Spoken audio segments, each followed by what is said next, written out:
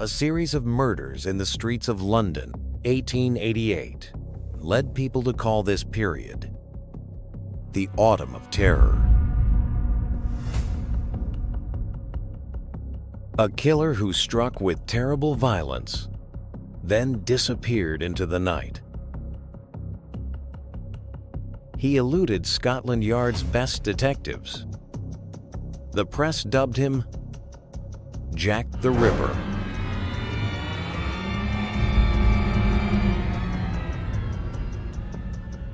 His first victim was Polly Nichols, a 42-year-old domestic servant and prostitute. Her body was discovered in the street on the 31st of August. 8 days later, they found the body of Annie Chapman.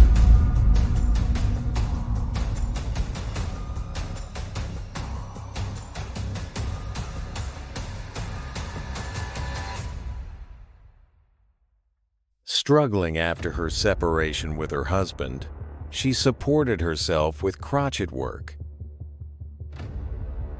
and prostitution.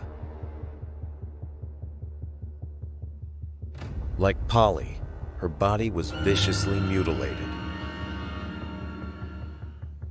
The Whitechapel murders were not just a series of brutal killings.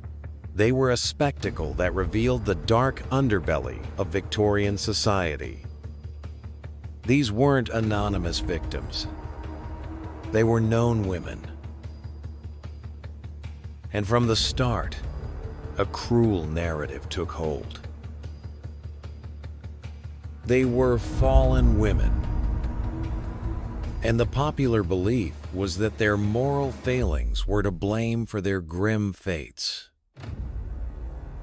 This twisted logic suggested they were somehow responsible for their own deaths, deserving of the violence inflicted upon them. These murders sparked one of the world's first true media frenzies. The press quickly realized that the horrors of London's East End sold newspapers. They painted a picture of darkness and terror, and they began to sensationalize the story relentlessly. Drawing the attention of a horrified public and a curious establishment. People from all over flocked to the East End, eager to see the chaos for themselves. A phenomenon fueled almost entirely by the gruesome stories published in the papers.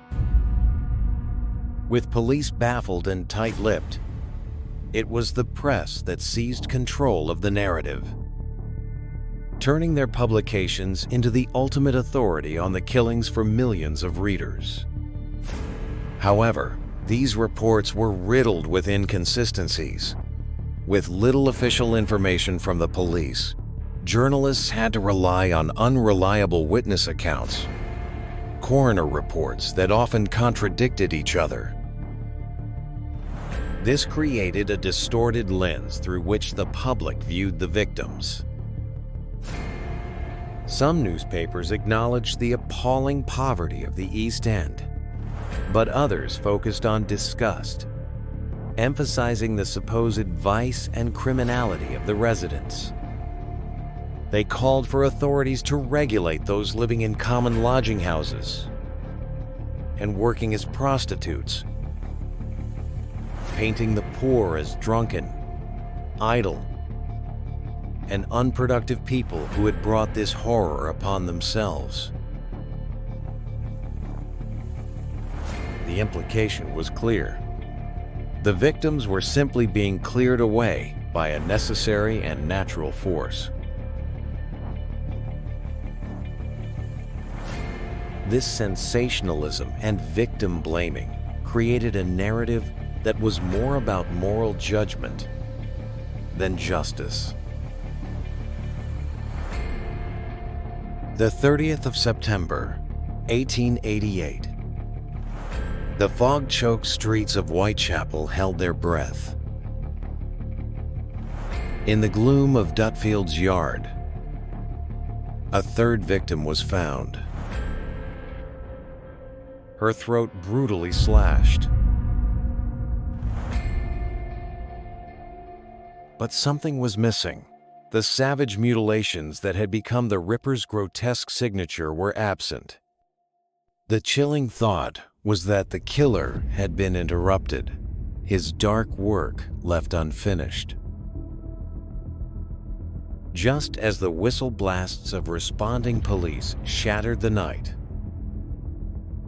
a new terror unfolded. As the police were sealing off Dutfield's yard and searching cottages for clues, less than a mile away, another discovery was made. A second body.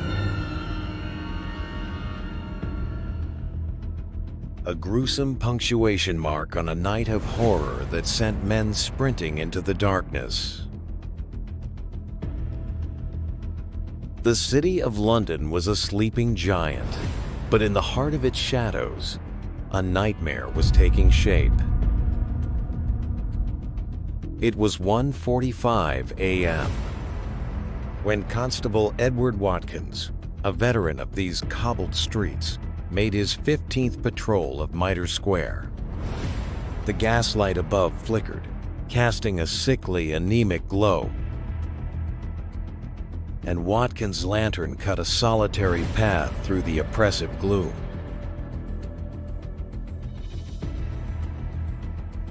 He'd been here a dozen times already tonight, but this time, something was different. His beam of light fell upon a grotesque tableau.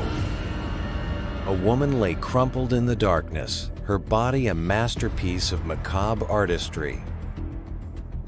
Her throat had been savagely slashed, the cut extending to her jaw, and the tip of her nose was gone. She'd been split open from her vagina to her breastbone, her insides pulled free and draped over her shoulder in a grotesque parody of a stole. One of her kidneys was missing. This wasn't a killing. It was a furious, determined act of mutilation. A statement of anger, hatred, and utter contempt. Despite the fact that Whitechapel was crawling with police, the killer, an unseen phantom, had struck not once, but twice that very night. No one had seen a thing, heard a thing.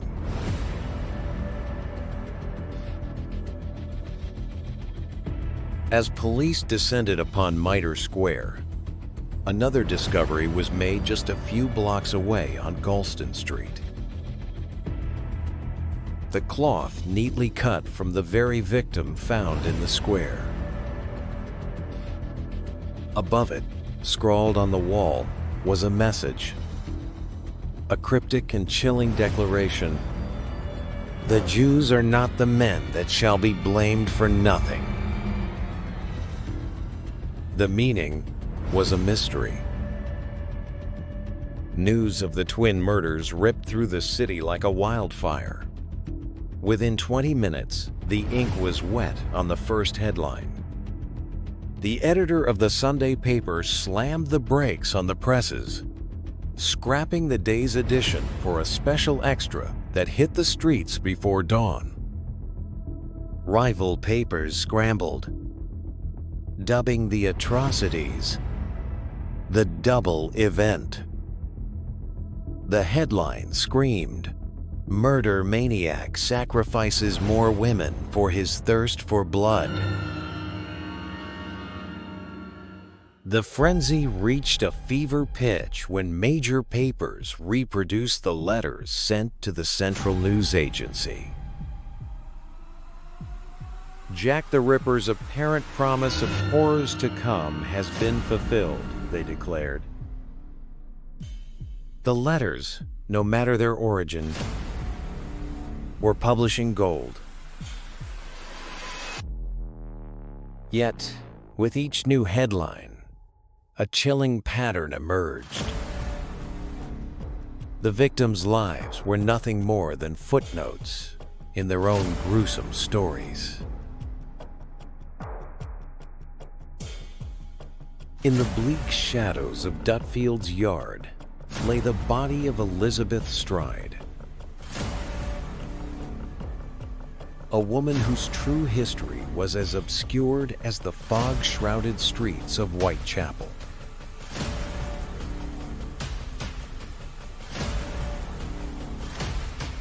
A woman whose true history was as obscured as the fog-shrouded streets of Whitechapel.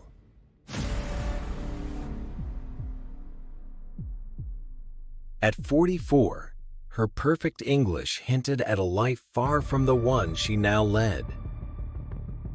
Few would have guessed she was Swedish. Born on a quiet farm outside Gothenburg in 1843, as a teenager, she had walked a half-day's journey to the bustling port city, a maid's position waiting for her in a middle-class home. But Gothenburg would be her undoing. The details of her fall remain a chilling mystery. But within 5 years, she was pregnant, unmarried, and a pariah. Suspected of prostitution, a scarlet letter for any single pregnant woman. She was placed on a newly established register designed to regulate the city's vice. For Elizabeth, it was a public shaming she could never escape. A 7-month pregnancy ended in a tragic miscarriage, a consequence of the syphilis she had contracted. The humiliation was too much to bear. In 1866, she boarded a ship, leaving Sweden and her shattered past behind.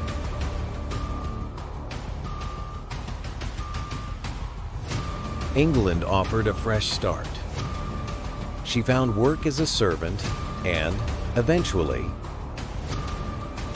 a husband. But their marriage was a troubled one, and his death in 1884 seemed to break her spirit entirely. The final years of her life became a desperate descent. Arrested for soliciting, public drunkenness, and obscene language, she grew cynical and hard. If the world didn't care, she wouldn't either. Elizabeth became a con artist, hustling her way through London's underbelly, her life a downward spiral of alcoholism and a return to the one profession that offered her a meager living: prostitution in Whitechapel. The final hours of her life remain a macabre puzzle. On the 30th of September, she enjoyed a final meal. A single red rose was pinned to her chest, and she had sweets to freshen her breath. Where did she go?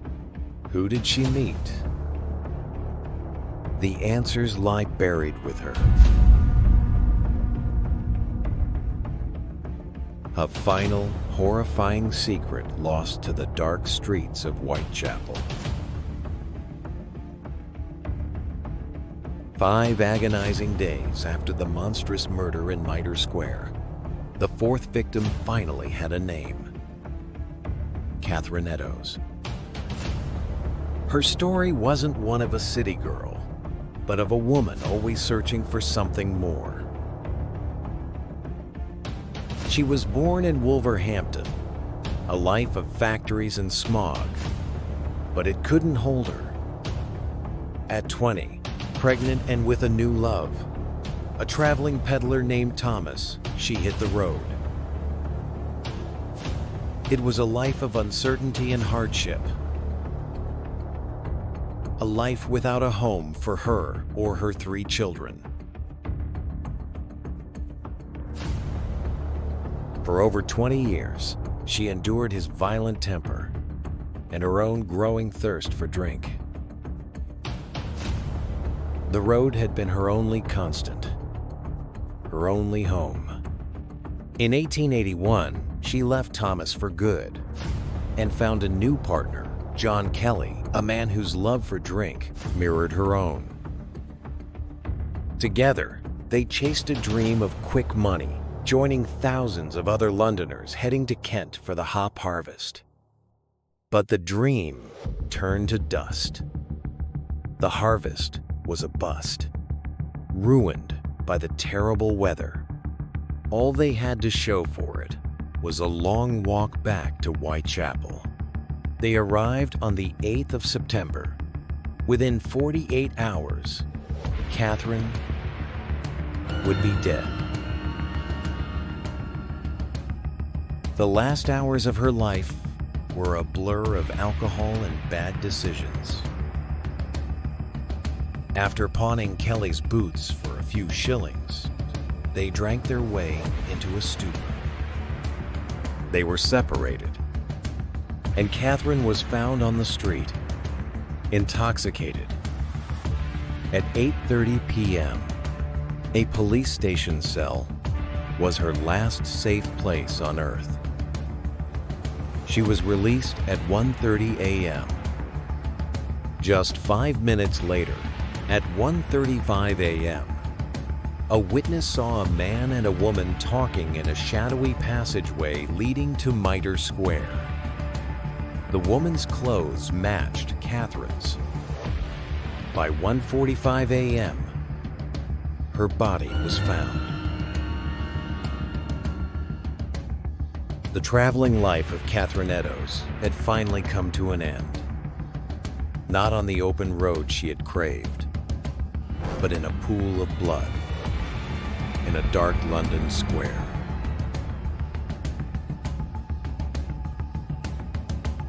For more than a month, Jack the Ripper vanished. The streets of Whitechapel, once a hunting ground, were now saturated with police.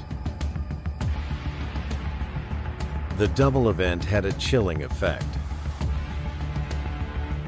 making it nearly impossible for a killer to strike again without being seen. Was he simply biding his time, or had the increased security driven him away for good?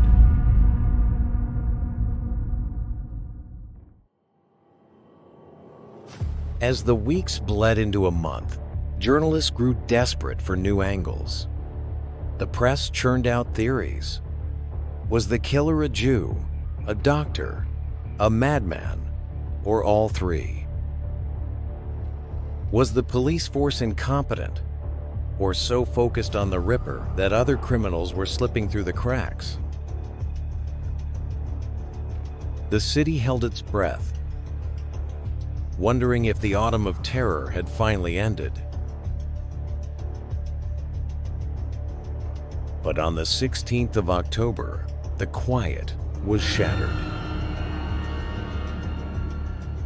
George Lusk, the head of the Whitechapel Vigilance Committee, opened a package addressed to him. Inside was a letter, scrawled with a chilling message, and signed, "From Hell."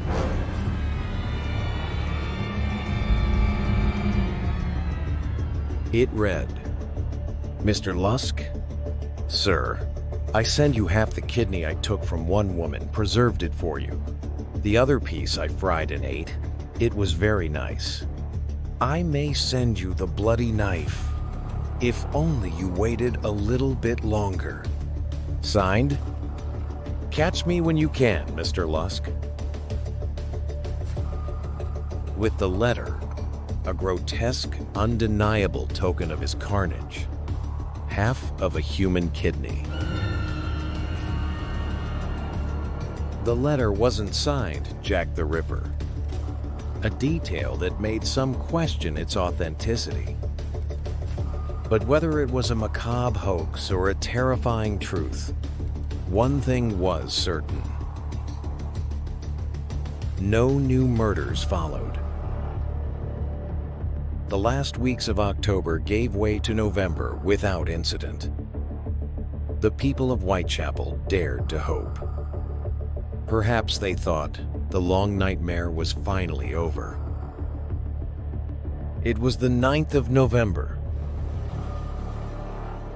The air in Miller's Court was thick with the chill of a London autumn.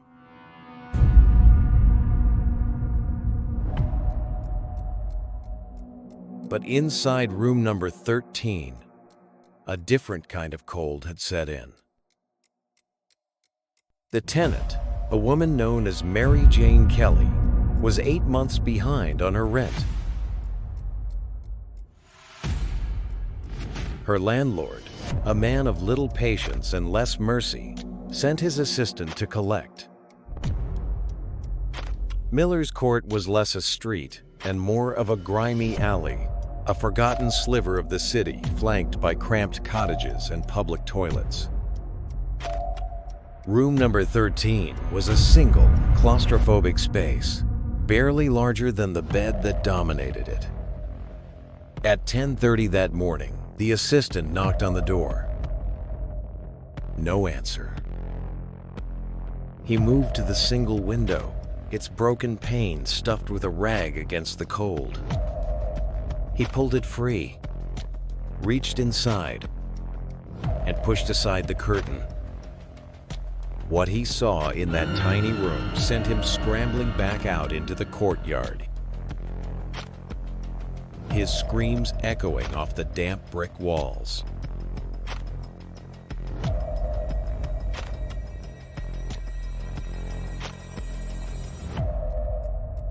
Her past was a mystery, more rumor than fact. She was the youngest of the Ripper's victims, just 25. And her life was a patchwork of half-told stories.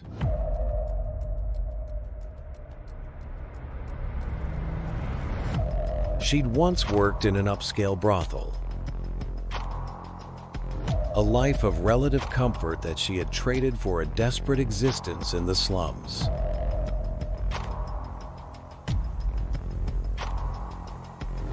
It's believed she was on the run, hiding from the men who had trafficked her, prostituting herself to survive.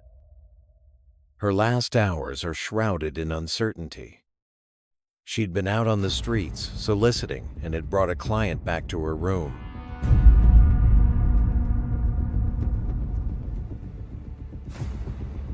At 4 a.m., neighbors heard screams coming from number 13. But they were ignored. Another drunken brawl in the night. But this was no drunken brawl. In the privacy of Mary Jane's room, the killer had unleashed the full, unbridled fury of his hatred. The scene was so horrific, so grotesquely violent, that even the hardened journalists of the day paused. But only for a moment. By Sunday, every last gory detail was published in the papers.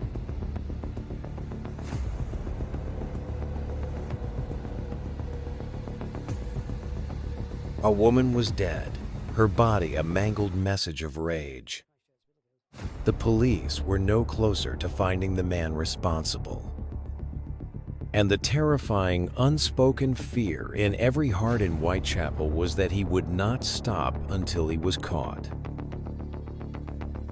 Weeks bled into months, and months into years. The violence in Whitechapel never truly ended. But the specific, grotesque signature of the Ripper vanished into the shadows from whence it came.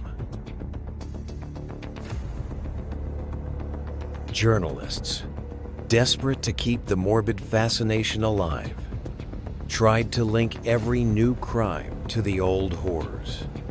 But the truth was undeniable. Jack the Ripper was gone.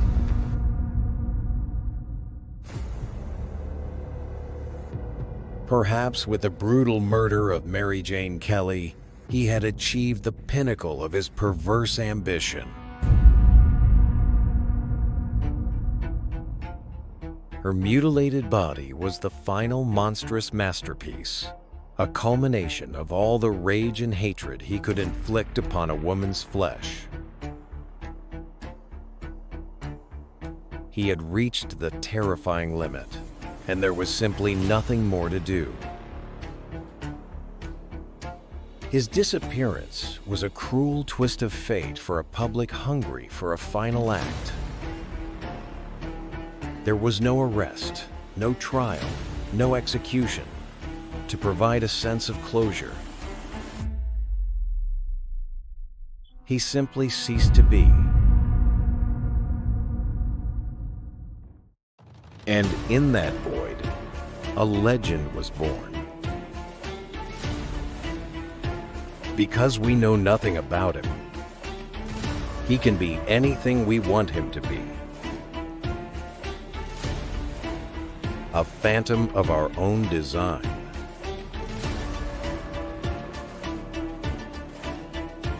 He satisfies our darkest curiosities. In books, in films, and endless theories.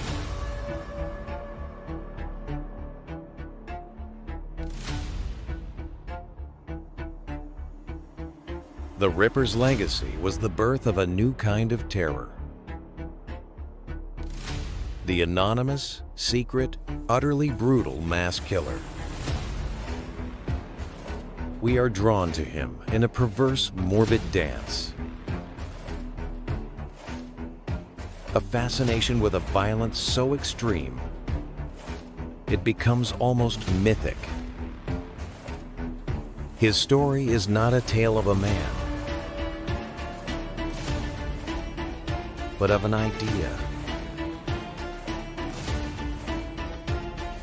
A monstrous, faceless entity that lurks in the shadows of our imagination. Who is he? We will never know.